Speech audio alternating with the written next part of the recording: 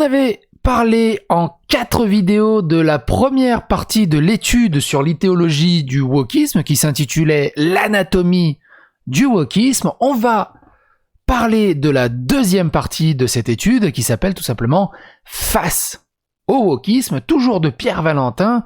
C'est extrêmement intéressant, c'est beaucoup plus fourni en statistiques, là où dans la première partie on nous présentait le concept, on va dire, du wokisme. Là on parle vraiment de faits beaucoup plus tangibles, beaucoup plus palpables, beaucoup plus statistiques, et c'est d'autant plus intéressant.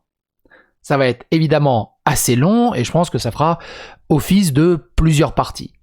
Asseyez-vous, prenez un bol de chips, du café ou commandez une pizza. Il y a pas mal de choses à dire.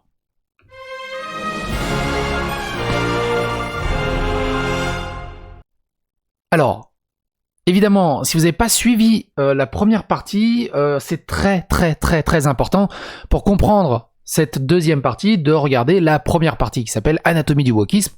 On a le système de pensée woke, la culture de la victimisation, la psychologie woke, les conséquences individuelles du wokisme, et on avait fait un live en direct avec Pierre Valentin directement, qui était venu pour une discussion de plus de 2 heures pour parler de son étude qu'on avait appelée Tout comprendre sur l'idéologie woke. Et là, on va attaquer la deuxième partie, l'idéologie woke face au wokisme. Alors, il y a un petit résumé déjà qu'on va dire. Le second volume de la note sur le phénomène woke vise à analyser l'influence croissante de ce système de croyances sur nos sociétés occidentales. Cette influence peut être estimée par des enquêtes d'opinion, par la mesure de fréquence d'utilisation du vocabulaire et des concepts woke dans des ouvrages et sur les réseaux sociaux, ou encore par le nombre d'institutions clés investies par ces militants. Sans surprise, lorsqu'une idéologie est capable d'acquérir aussi rapidement une telle influence, les conséquences sociales sont nombreuses. Ainsi, le monde universitaire, le plus touché par le wokisme, voit monter en puissance un phénomène d'autocensure et le renforcement d'un entre-soi idéologique récusant tout pluralisme et débouchant parfois sur le pire, tels que ces 2 professeurs qui en 2017 craignaient pour leur vie, ont dû fuir l'université d'Evergreen. Parmi les conséquences sociétales, on assiste aux États-Unis à une course à la victimisation ou, comme au Royaume-Uni, au déchaînement des velléités liberticides. Quelques tentatives pour contrer l'expansion de cette mouvance ont vu le jour ces dernières années. Nombre d'entre elles se concentrent sur la défense de la liberté d'expression au sein des universités. D'autres agissent au niveau législatif, tandis que des intellectuels s'efforcent de vulgariser le concept woke afin d'en dévoiler les sophismes et d'en montrer les conséquences. Elles peuvent être redoutables. Et donc, Pierre Valentin, étudiant en master de sciences politiques à l'université Paris 2 Panthéon-Assas, diplômé en philosophie et politique de l'université d'Exeter au Royaume-Uni. Récemment, on avait fait une vidéo sur le sujet. C'était celle-là, je vous laisse dans la description de la vidéo, de cette vidéo, qui s'appelle « Les universités françaises gangrénées par le wokisme, ils sont déjà en France », qui est assez intéressant sur le sujet. Donc partie 1, l'influence woke, contribution à un état des lieux. Ce second volume portera sur l'influence de la mouvance woke au sein de nos sociétés. Nous prendrons en compte d'une part les sociétés de sondage d'opinion et d'autre part les réseaux d'influence que le wokisme a su irriguer. Et donc, premier chapitre de la première partie, le wokisme en France. Le phénomène woke étant particulièrement récent en France, peu d'études existent sur le nombre de personnes qui adhèrent à cette idéologie. Selon un sondage réalisé par l'IFOP en février 2021, seuls 14% des personnes interrogées avaient déjà entendu parler de la notion de pensée woke, voir le tableau, page 10, on va voir ça plus tard. Certaines expressions ont été nettement plus popularisées, écriture inclusive, 58% des gens en ont parlé, privilège blanc, 56% des personnes en ont entendu parler, racisme systémique, 52%, un quart, 26%. Un quart, soit 26% des personnes interrogées, disent avoir entendu la formule intersectionnalité des luttes. Cependant, la proportion des personnes interrogées qui ne dit pas connaître le sens de ces expressions est très supérieure à la proportion de celles qui en ont entendu parler. Un clivage sociologique se dessine. Seuls 40% des ouvriers ont entendu parler de l'écriture inclusive et seuls 18% savent de quoi il s'agit. contre 73% des catégories supérieures, et 57% répondent savoir de quoi il s'agit. Les chiffres sont analogues parmi ceux qui ont voté pour Marine Le Pen au premier tour de la dernière élection présidentielle. 40% en ont entendu parler, 18% savent de quoi il s'agit. À l'opposé, c'est dans l'électorat de Benoît Hamon que l'on dit le plus connaître, 76%, l'existence de l'écriture inclusive.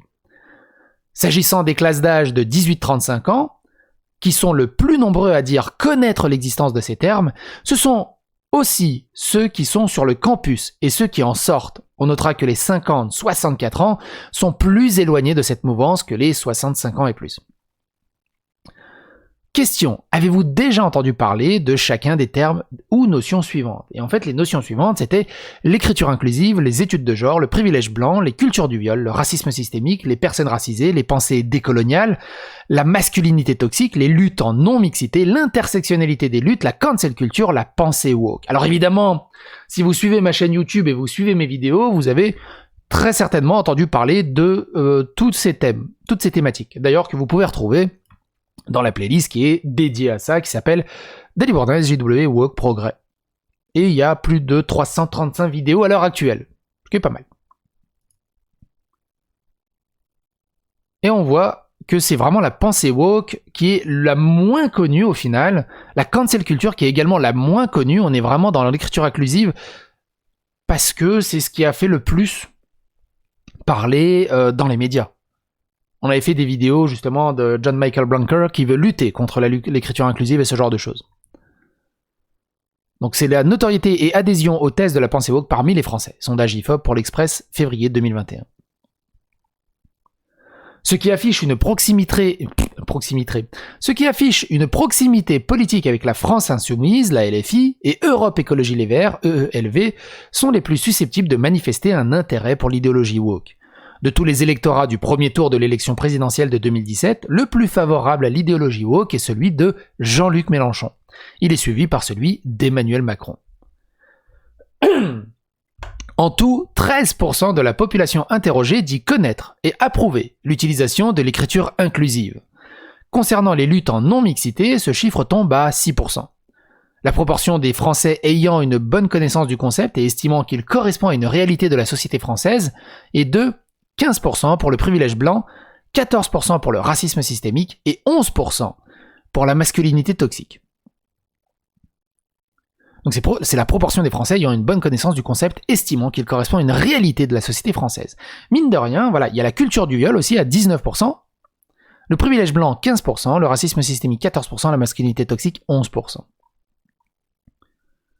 La réponse à la question: pour chacun des constats suivants, diriez-vous qu'il correspond à une réalité au sein de la société française actuelle, révèle bien un désaccord prononcé entre les sexes. Concernant la notion de masculinité toxique, par exemple, 73% des femmes qui savent ce que c'est répondent par l'affirmative, contre 54% des hommes. Les fractures est plus visible encore concernant la culture du viol, 75% pour les femmes contre 50% pour les hommes. À 2-3% près, la fourche, on peut dire que c'est exactement la même chose. Alors j'ai travaillé dans un institut de sondage il y a très longtemps. Vous savez, les télésondages, ceux qui font ça par téléphone, qui vous appellent: oui, est-ce que vous auriez 15 minutes pour parler de l'insécurité en Ile-de-France? Et tu déroulais des questions sur à peu près 45 minutes. Et t'étais payé au questionnaire. Et le truc rigolo, c'est que t'étais payé au questionnaire seulement s'il est validé. C'est-à-dire que si tu fais ton questionnaire pendant 35 minutes et qu'il dit: oh, ils vont me casser les couilles, et il raccroche, t'étais pas payé. Et t'as perdu 35 minutes de boulot. Oui, c'est extrêmement pénible de répondre au sondage par téléphone. Extrêmement pénible. Mais bordel de merde, quand tu sais comment ils sont payés au lance-pierre, prenez le temps. Prenez le temps et répondez au sondage. Juste pour qu'ils gagnent 2 euros. C'est ouf. Alors, moi je me souviens de la sécurité en Ile-de-France, c'était assez payé. Je crois que c'était 6 euros le sondage, parce qu'il faisait 45 minutes, enfin il était bien payé. Par contre, il y avait des sondages sur les dentifrices ou des trucs comme ça, c'était genre 40 centimes, 1 euro, 1,20 euro, je crois, le sondage, mais c'était des sondages assez expéditifs de 10 minutes à tout casser. Sur Colgate, sur les bagnoles, aussi pour les Porsche. Alors le plus drôle, c'était pour les Porsche. Alors juste là-dessus, Porsche nous commissionne pour appeler les clients pour savoir s'ils sont contents de leur voiture, mais il ne fallait absolument pas qu'on soit mandaté par Porsche. Enfin, faut qu'on se fasse passer pour quelque chose de Porsche. Il fallait que ça soit ultra anonyme, comme si c'était un sondage d'État, pour que ça soit le plus neutre possible. Et donc on a la liste de ces gens qui possèdent des Porsche. On les appelle, oui bonjour, est-ce que au niveau de vos véhicules, vous avez des véhicules de luxe tels que des Porsche et tout? Et le nombre de gens qui disent non, une vieille Renault Dacia, c'est tout. Et tu sais pertinemment la Porsche qu'ils ont acheté, mais s'ils disent non, j'ai pas de Porsche, bah tu clôtures le sondage et t'es pas payé. Et le nombre de personnes qui mentent entre ce qu'ils ont et ce qu'ils ont pas, c'est rigolo. Mais il faudrait que j'en parle un jour dans une vidéo des souvenirs que j'ai de ce genre de sondage. C'est assez fou. Ou comment on gère les quotas, à quel moment tu arrêtes d'appeler certaines catégories de personnes et tout. C'est vraiment intéressant. Bref, on va pas tergiverser là-dessus. L'article est déjà assez long comme ça. Mais c'est intéressant. Cet écart n'est pas entièrement réductible au fait que ce sont des concepts genrés, car il reste un écart en ce qui concerne l'idée de racisme systémique, plus largement connu par les femmes, 61%, que par les hommes, 49%. Enfin, 31% des hommes qui connaissent l'écriture inclusive en approuvent la pratique, contre 42% chez les femmes. Ces chiffres sont cependant à manier avec précaution. On peut s'interroger sur la valeur des enquêtes portant sur de tels sujets et sur la compréhension des questions posées. Ainsi, 40% des électeurs de Marine Le Pen disent connaître le terme de masculinité toxique et en approuvent l'usage. Ce chiffre global de 19% est donc à prendre avec des pincettes. Néanmoins, le portrait robot du militant woke prend forme dans les grandes lignes. Une femme entre 18 et 35 ans diplômée ou bientôt diplômée, issue d'une famille aisée, qui a voté pour Benoît Hamon ou Jean-Luc Mélenchon à l'élection présidentielle de 2017 et qui déclare aujourd'hui une proximité politique avec LFI et eux les Verts. C'est ça les statistiques et les sondages. Tu fais ton sondage de 35 minutes où tu sais que tu vas être payé 2 minutes 50. Et on a un tableau géant, et dès qu'on a atteint le quota des 18-35 ans, on raye, on peut plus appeler des 18-35 ans. Donc si tu appelles, oui bonjour, oui j'ai du temps, j'ai tout ce que vous voulez, je peux vous faire votre sondage, y a pas de souci, vous avez quel âge? 36 ans. Ah merde, bah pour une prochaine fois, clique. Et là tu vas, oh putain. Et donc, les quotas au fur et à mesure. Donc tu dois appeler et sonder uniquement les 18-35 ans qui sont dans une famille aisée, qui votent Benoît Hamon ou Jean-Luc Mélenchon. Le spectre, il est... avant de trouver quelqu'un. Et t'appelles au hasard. C'est ouf. C'est ouf. Alors des fois, on a des petits téléphones qui remontent où on sait qu'ils tombent là-dedans, mais des fois, c'est tu prends les pages blanches et en avant Guingamp. L'usage du vocabulaire woke dans les livres. Il est possible d'analyser la dynamique woke à travers les mesures de la fréquence des termes relatifs à cette idéologie dans les ouvrages numérisés par Google. C'est notamment ce qui permet l'outil Google Book Ngram Viewer.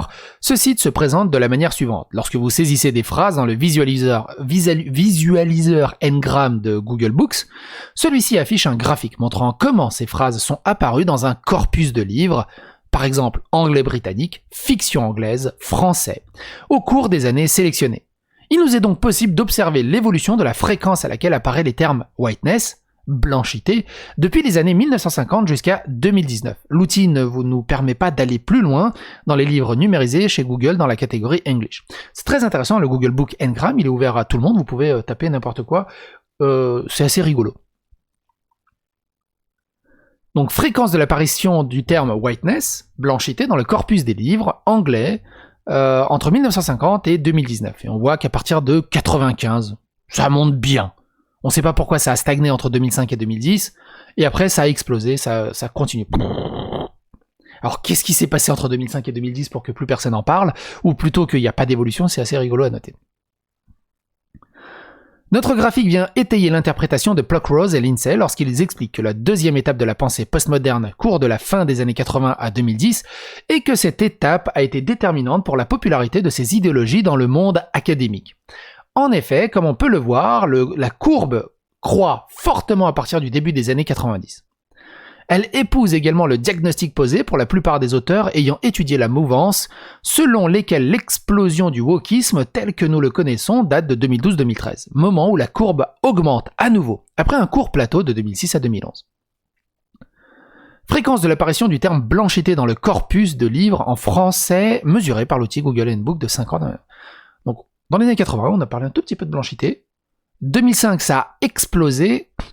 Pareil, 2010-2015, on ne sait pas pourquoi ça a stagné ou ça a même chuté ici. Et ça a recommencé à accélérer. Il est intéressant de comparer avec la courbe du mot blanchité en français.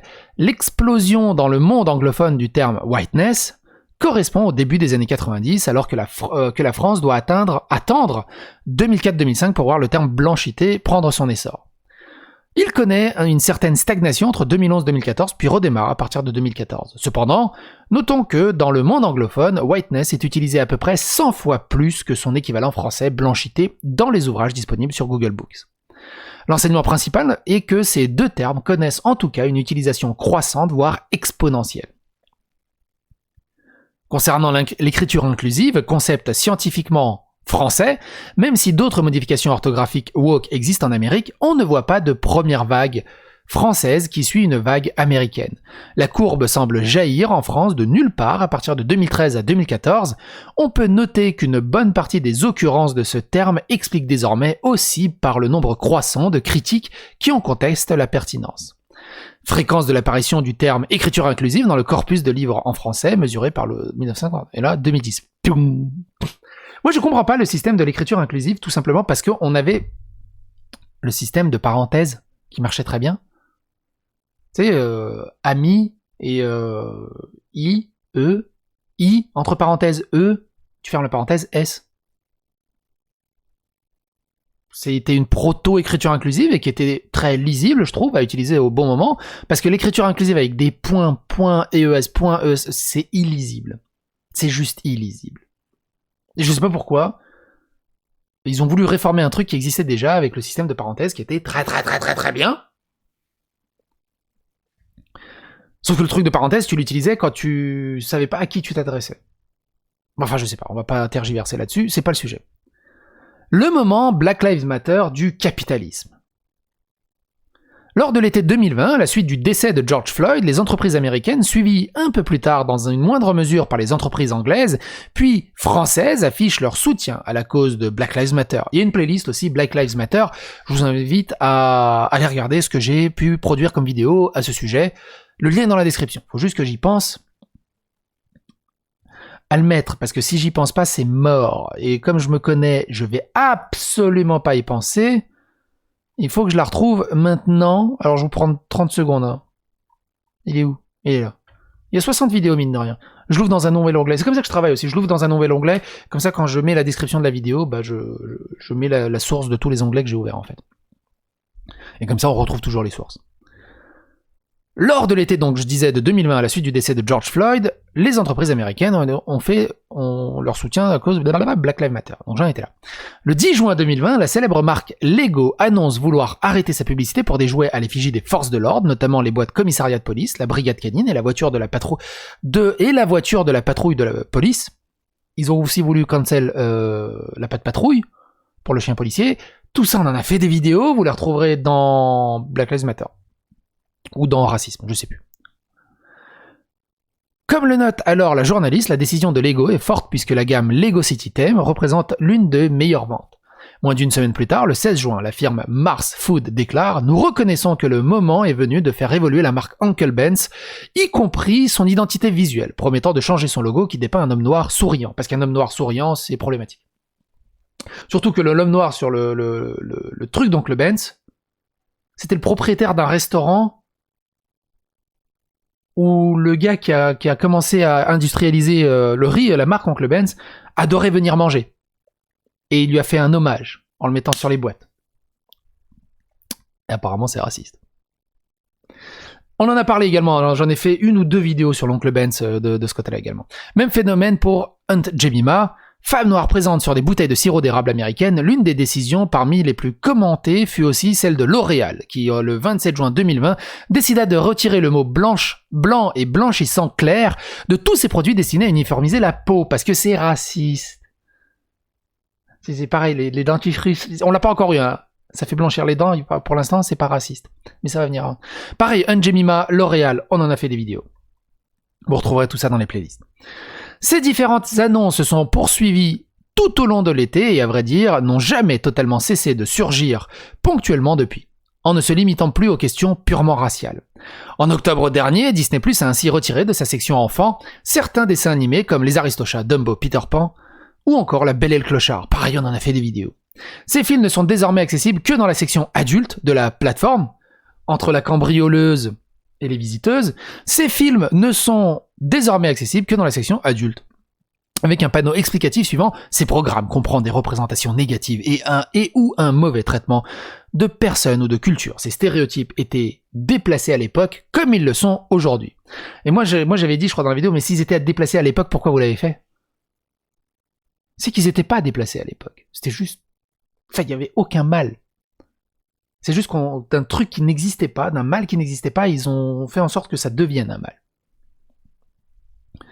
De plus en plus d'associations comme les Sleeping Giants, dont le compte Twitter comporte les descriptions suivantes, A campaign to make bigotry and sexism less profitable, j'ai travaillé mon anglais, traquent les entreprises qui font leur publicité dans des médias jugés trop sexistes ou racistes à leur goût. Une fois identifiées, ces firmes subissent une campagne de pression sur les réseaux sociaux jusqu'à ce qu'elles coupent publiquement tout lien avec le dit média. Ce procédé ayant pour le but d'afficher d'assécher les revenus publicitaires de ces derniers. Tout ceci pousse à un unanimisme entrepreneurial en faveur de cette mouvance parfois qualifiée de wokewashing. Alors il y a un cas ultra célèbre. Et même moi, tu dis, mais comment ça a pu sortir à l'époque? Alors je crois que c'était pour la PSP blanche. Ou la PS Vita. La PSP ou la PS Vita? Je sais plus. De toute façon, on tombe dessus. C'était ça. Comment ça a fait passer? On est d'accord que, même maintenant, putain, vous voyez pas trop, mais... Attends, je vais zoomer un tout petit peu. PlayStation Portable White is coming. Ouais.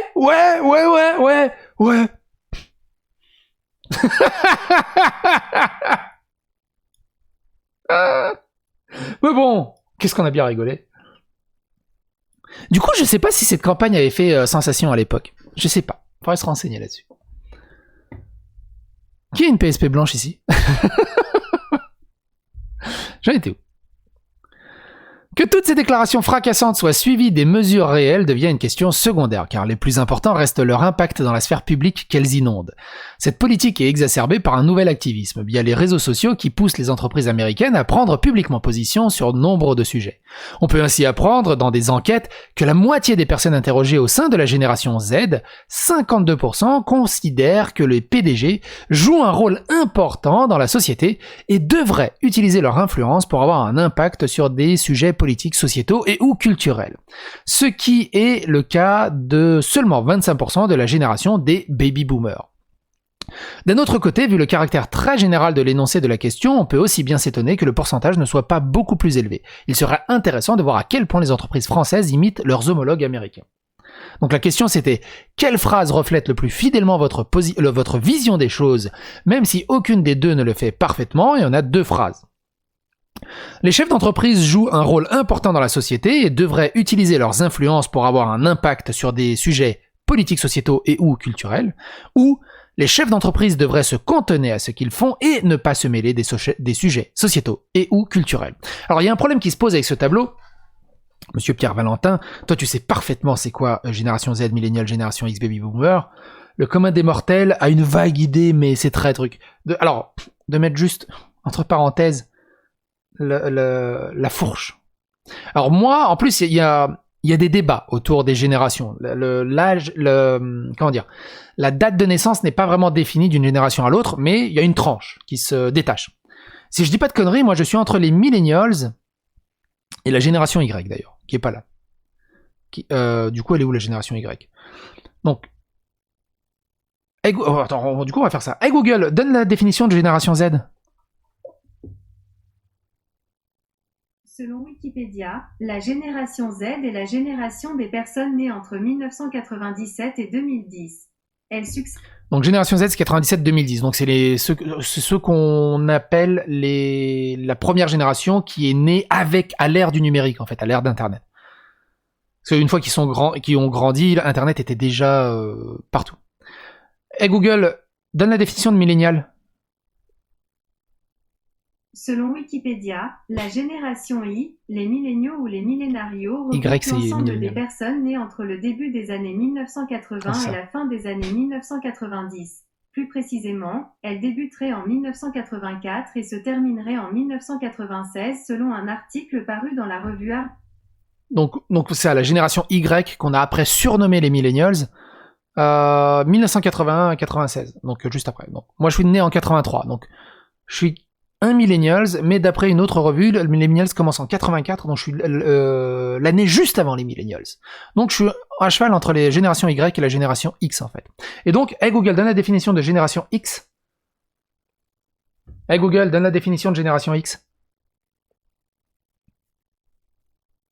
Selon Wikipédia, la génération X désigne, selon la classification de William Strauss et Milo, le groupe des Occidentaux nés entre 1966 et 1976.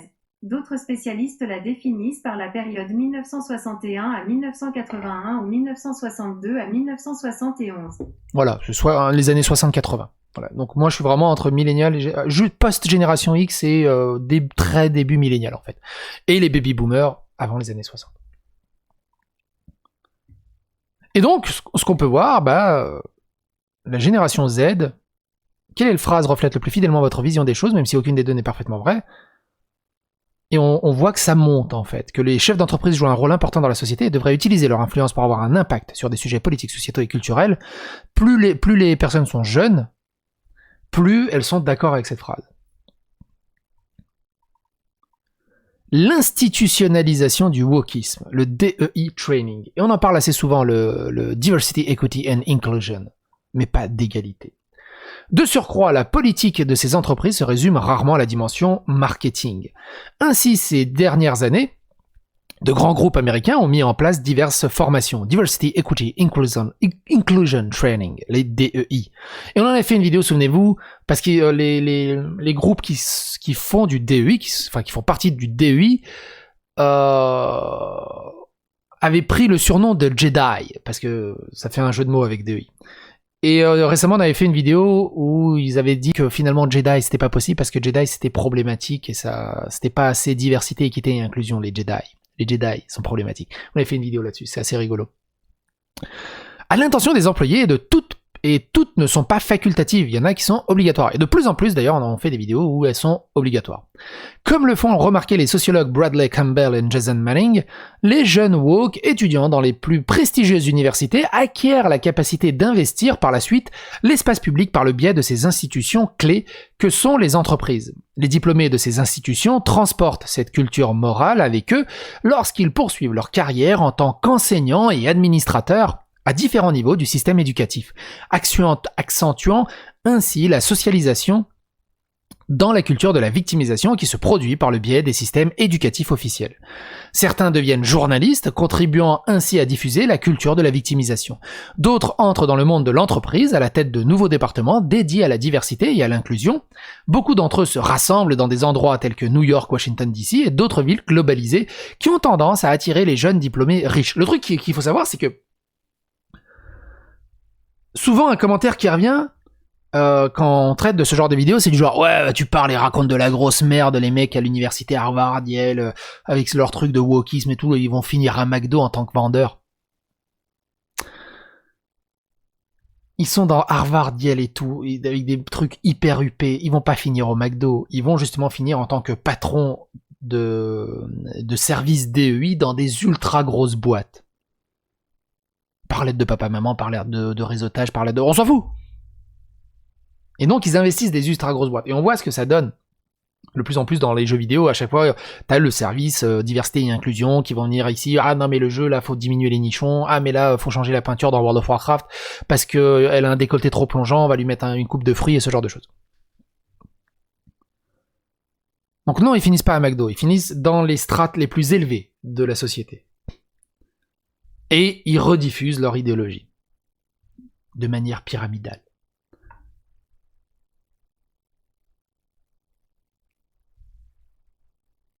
J'en étais où ? Et nous devrions nous attendre à ce que la culture de la victimisation se développe parmi les classes diplômées. et à ce que la montée de la culture de la victimisation s'accélère au fur et à mesure que les jeunes générations, socialisées à ces normes, supplantent peu à peu la génération plus âgée sur les lieux de travail et dans la société tout entière. Parce qu'ils sont juste à peine en train d'arriver. Donc on n'a pas encore eu ce méga changement qui va s'opérer. En février 2021, des pratiques internes de Coca-Cola ont été révélées par des employés. Une formation Confronting Racism proposait à ces derniers d'être moins blancs. On en a fait une vidéo aussi. Ils font des formations pour être moins blancs. Et leur conseiller d'être moins oppressifs et de se détacher de la solidarité blanche, car celle-ci serait un obstacle pour le bien-être des minorités. On avait fait une ou deux vidéos là-dessus. Cette formation s'appuyait notamment sur les travaux de la sociologue Robin DiAngelo. On a fait plein de vidéos sur Robin DiAngelo. Certains employés ont prétendu que la formation était obligatoire, ce qui a été démenti par l'entreprise. Elle est quand même vivement conseillée. Il y a même des entreprises, alors je sais plus laquelle. Ben non, c'est récemment, c'était dans une université, les professeurs étaient obligés de suivre un entraînement DEI, sinon on leur bloquait l'augmentation salariale. On dit c'est pas obligé, hein. T'es pas obligé de la suivre.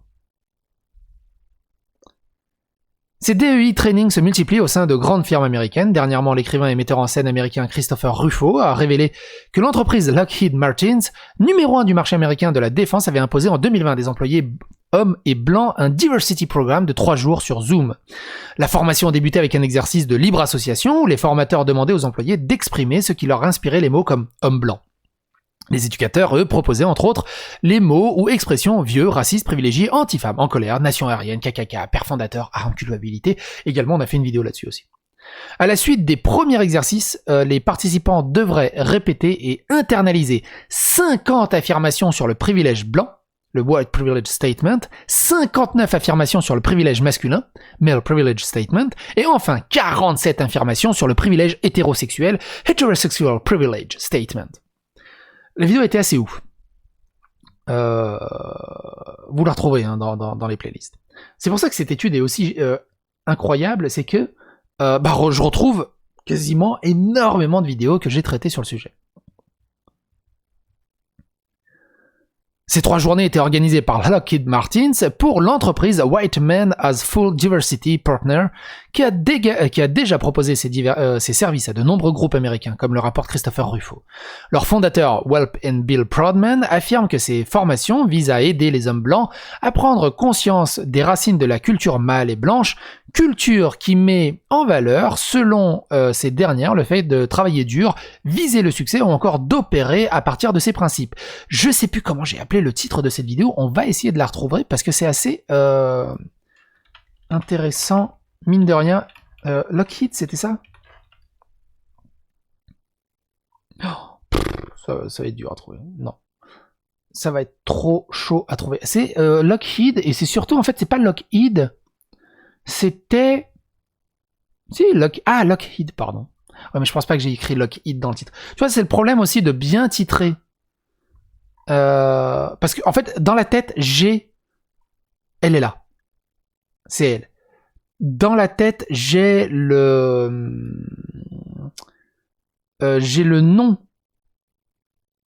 J'ai la miniature dans la tête, mais j'ai rarement le nom. Mais c'est pour ça que c'est très important que dans la description. Tu vois, dans la description, je l'ai pas mis. Que c'est Lockheed et ce genre de choses. Et ce qui peut poser problème. Toujours faire une description le plus claire possible. En fait, ça me revient parce que c'est une de mes miniatures préférées. Je l'adore cette miniature. Je sais pas si vous allez réussir à la lire. C'est camp de rééducation pour les blancs. Et en fait, il y a un mec qui dit c'est écrit là, t'es raciste. Et le vieux il fait ah oui. C'est une des miniatures qui m'a le plus fait rigoler, je trouve. Je vous la laisse dans la description. Mais le mieux, c'est vous allez dans la playlist SJW, Black Lives Matter, idéologie de l'anatomisme, vous partagez sur les réseaux sociaux un maximum toutes ces vidéos. C'est ce que j'appelle phagocyter l'algorithme de YouTube. Ça fait monter la chaîne, ça fait mieux référencer la chaîne. C'est grâce à vous si la chaîne marche autant. C'est grâce à vous aussi que de plus en plus de gens connaissent et sont alertés, sont awake, sont éveillés à tous ces sujets et savent de quoi on parle. C'est très important. Donc, n'hésitez pas à vous abonner, à liker, à clocher, mais surtout, le plus important, c'est partager sur les réseaux sociaux toutes ces vidéos. partager la parole. J'en étais où? J'en étais là. Ces 3 journées étaient organisées par Lockheed Martin pour l'entreprise Whiteman Health Full Diversity, et ça je l'ai lu. Non, je l'ai pas lu. Full Diversity, qui a déjà proposé ses services. Ah oui, c'est ça, je m'étais arrêté là. Culture affirme que ces formations visent à aider les hommes blancs à prendre conscience des racines de la culture mâle et blanche, culture qui met en valeur, selon ces derniers, le fait de travailler dur, viser le succès ou encore d'opérer à partir de principes. Tu vois, les blancs, ils veulent travailler dur, ils visent le succès et ils opèrent à partir des principes. Tu vois, les personnes de couleur, c'est des gros fainéants qui travaillent pas dur, ils s'en foutent du succès et ils ont aucun principe. Mais qui est le plus raciste là-dedans? Qui a des biais ultra racistes? C'est complètement contre-productif. Ils cherchent tellement à dénoncer, du coup, la blanchité, qu'ils ne se rendent même pas compte des biais ultra racistes dégueulasses qu'ils ont envers les personnes de couleur, tout simplement. Et, bordel de merde, les personnes de couleur, s'ils ont un problème, elles peuvent se défendre elles-mêmes. Elles n'ont pas besoin de ça. C'est du genre, non, t'es trop nul, je vais me battre à ta place. Heureusement qu'on est là, nous les blancs, pour nous battre pour tes valeurs, pour ta diversité, pour ton inclusion. Mais je sais, on est raciste. C'est le paradoxe. Mais normalement, tu devrais imploser tellement c'est paradoxal, ce genre de combat. Enfin, de cette manière-là. Le truc, c'est ça, le truc. Évidemment qu'il y a des problèmes de racisme. Évidemment qu'il y a des problèmes de racisme. Mais c'est pas ça le combat. Là, ça amplifie le racisme. Ils sont en train de créer un racisme systémique qui n'existait pas. En même temps, après, ça justifie leur salaire, en fait. S'ils admettent que ces éléments peuvent paraître positifs, ils jugent que leurs effets sur les femmes et les minorités sont dévastateurs. En 2018, il était considéré que près de 90% des entreprises du Fortune 500 avaient un directeur diversité et inclusion. Les grands groupes européens semblent vouloir épouser cette tendance. Ça me fait penser le cofondateur de Reddit qui laisse sa place de PDG uniquement s'il est remplacé par une personne noire. Du coup, je suis pas retourné voir s'il a été remplacé par une personne noire. Pas sur le talent, juste une personne noire. En Amérique, certains se sont insurgés contre le fait de faire apprendre aux jeunes la Critical Race Theory dès l'école. Une ancienne journaliste du New York Times, Barry Weiss, a notamment publié le témoignage d'un professeur exerçant à Manhattan, Paul Rossi, qui affirme que la plupart des écoles, à la fois publiques et privées, sont dominées par ce système de pensée aux États-Unis. Là aussi, il semblerait que ce soit les écoles réservées aux futures élites qui se convertissent les premières au wokisme.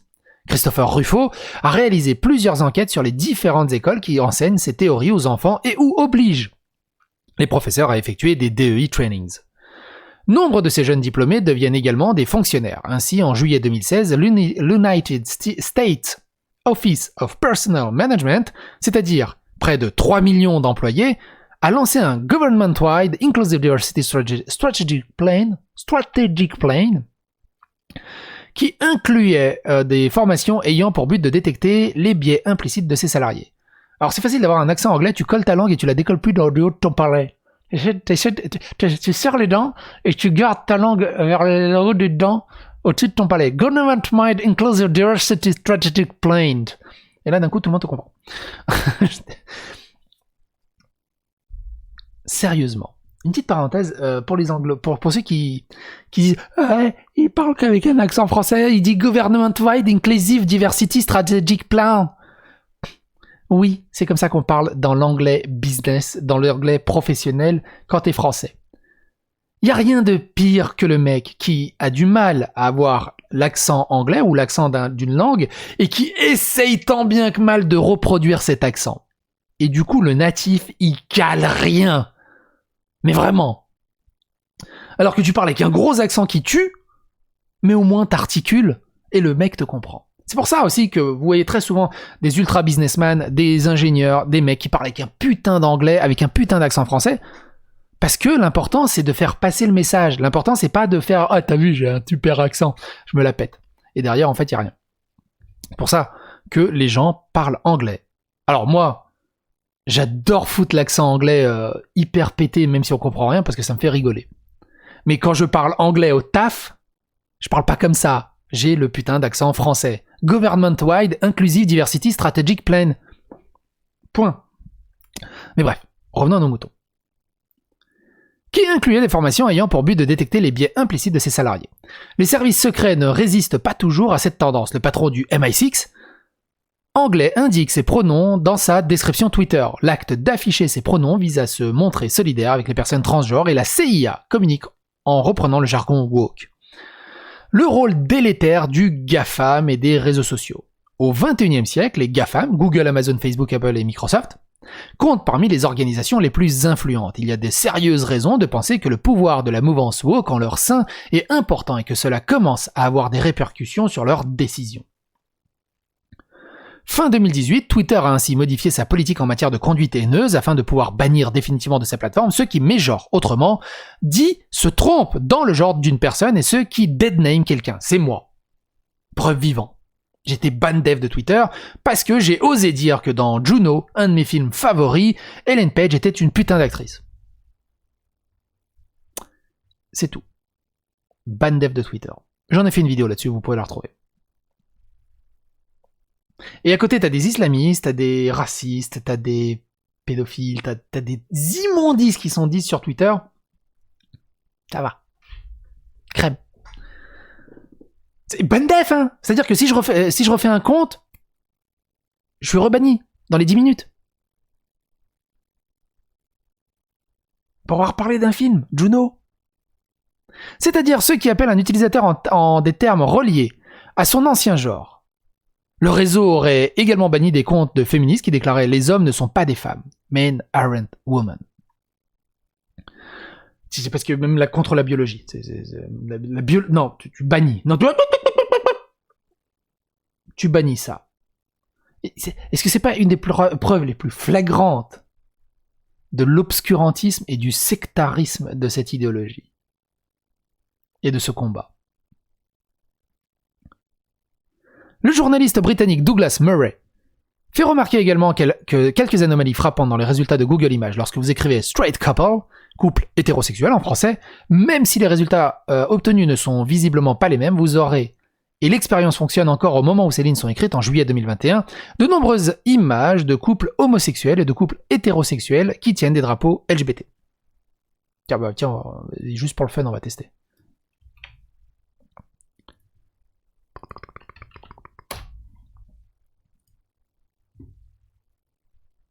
C'est vrai. Pourquoi? Pourquoi? Il y en a pas beaucoup, hein, mais il y en a. Il y en a. C'est rigolo.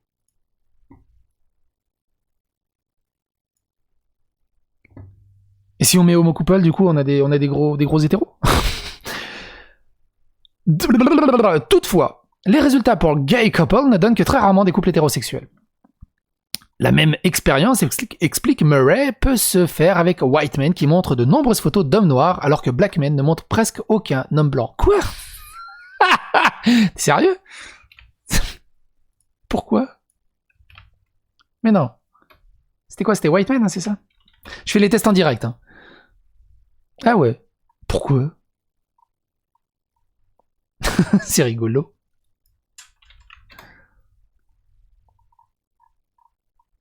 C'est rigolo. Attends, fais voir. Et Serbian Men, ça donne quoi?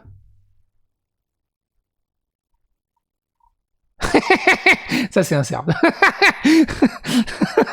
Ah, bordel de merde. Tiens, le serbe classique.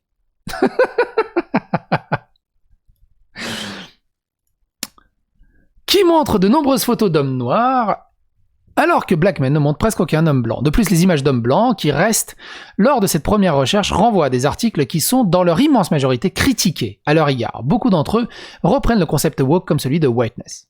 Même type de disparité des résultats pour white couple et black couple. Il semblerait donc que l'algorithme de Google intervienne pour modifier dans un sens particulier les résultats de certaines recherches. En juillet 2020, Google annonçait d'ailleurs pouvoir proposer au commerce tenu par les Afro-Américains un badge en forme de cœur noir pour aider les internautes américains à les repérer. J'ai fait aussi une vidéo là-dessus.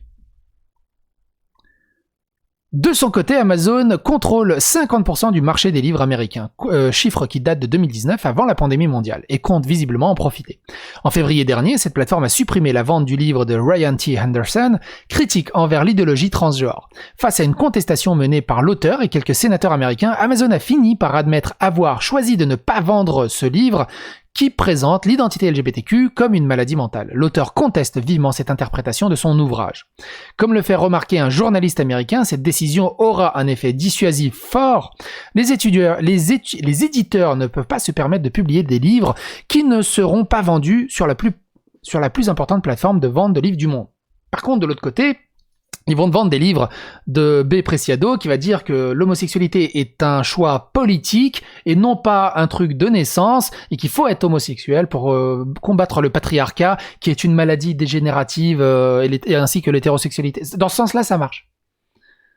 Dans ce sens-là, ça marche. On avait fait une vidéo aussi sur B. Preciado, je sais plus comment c'est. Je crois que ça va en faire des vidéos que je vous conseille mine de rien. C'est tout simplement... hétérosexualité est dangereuse, je crois. Oh putain, j'avais mis des accents. C'est chiant les accents dans la langue française. C'est ça. Je vous invite à regarder celle-là. L'hétérosexualité est dangereuse, qui est assez intéressante. Et je crois que je vais vous laisser là-dessus, parce que de toute façon, la partie 2 fera l'office d'une autre vidéo. J'espère que cette vidéo vous a plu, vous a intéressé. N'hésitez pas à vous abonner, à phagocyter sur l'algorithme de YouTube, à donner votre avis, votre opinion dans les commentaires. Et surtout, un grand bravo à Pierre Valentin pour la qualité de cette étude et la pertinence de cette étude. On n'a pas fini de la lire. Alors si vous êtes là à ce moment de la vidéo, ça serait complètement con que je vous invite à aller regarder le début de l'étude, parce que j'espère que vous l'avez vu. Quoi qu'il en soit, à bientôt pour de nouvelles aventures.